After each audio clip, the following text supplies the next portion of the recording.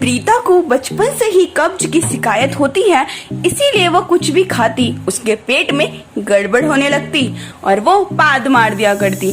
किसी भी जगह पाद मारने से उसकी बहुत बेइज्जती होती और आसपास के लोगों ने उसका नाम पदौड़ी रख दिया था, जिससे उसके पिता ऋषभ और माँ सरला परेशान हो गए थे। सरला उसे कई सारे डॉक्टर के पास ले जाती है, पर डॉक्टर इसे कोई बड़ी बीमारी नहीं बताते हैं और अब प्रीता बड़ी हो गई थी, इसीलिए उन्हें प्रीता की शादी की टेंशन होने लगती है। और एक दिन प्रीता के लिए फेमस सिंगर करण का रिश्ता आता है और वो अपनी माँ राखी के साथ प्रीता को देखने आता है। लेकिन सरला को टेंशन होने लगती है कि यदि प्रीता ने उनके सामने पाद मार दी तो क्या होगा, इसीलिए वो अच्छी खुशबू वाली अगरबत्ती जला देती है और सबसे अंदर वाले कमरे में गाना चलाकर छोड़ देती है। और तभी करण और राखी प्रीता को देखने आते हैं और प्रीता उन दोनों के लिए समोसे और चाय लेकर आती है।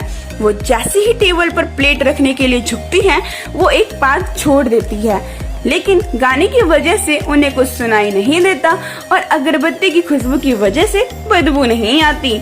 लेकिन पाद मारने की आवाज सरला सुन लेती है और प्रीता को अंदर ले जाकर बहुत सुनाती है।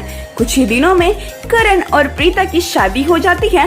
शादी के पहले दिन उसे राखी की कुछ सहेलियां देखने आती है और प्रीता उन सब के लिए चाय नाश्ता लेकर आती है। तभी राखी कहती है, आओ बेटा मेरे पास बैठ जाओ। जैसे ही प्रीता बैठती है, उसे जोर के पाद आती है। उसकी बदबू से राखी की एक सहेली बेहोश हो जाती है।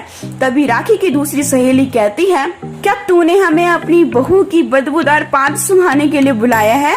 ये तो बेहोश हो गई, अगर मैं यहाँ और रुकी तो मैं मर ही जाऊंगी।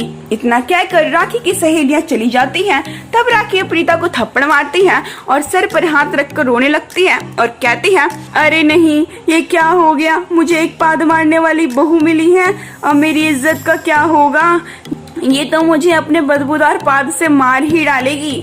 फिर करण घर आता है और राखी उसे सारी बात बताती है। करण हैरान रह जाता है, लेकिन वो समझदार लड़का था, इसीलिए वो प्रीता से पूछता है, ये तुम्हारी आदत है या बीमारी है? तब प्रीता कहती है, मुझे कब्ज की बीमारी है। तब करण कहता है, कोई बात नहीं, तुम अपने बात पर कुछ दिन कंट्रोल करो, तब तक मैं कोई उपाय सोचता हूँ।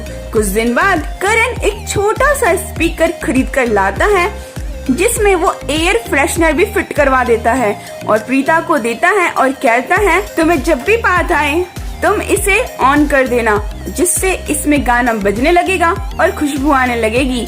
और करण अपनी शादी की पार्टी रखता है और प्रीता को डांस के लिए कहता है, लेकिन उसी समय प्रीता जोर से पाद मारती है, जिस पे स्पीकर का कोई असर ही नहीं होता और सब हंसने लगते हैं। तो दोस्तों, आपको हमारी ये स्टोरी कैसी लगी हमें कमेंट करके जरूर बताएं और वीडियो को लाइक शेयर जरूर करें और जिसने हमारे चैनल को सब्सक्राइब नहीं कर रखा है वो सब्सक्राइब करना ना भूलें।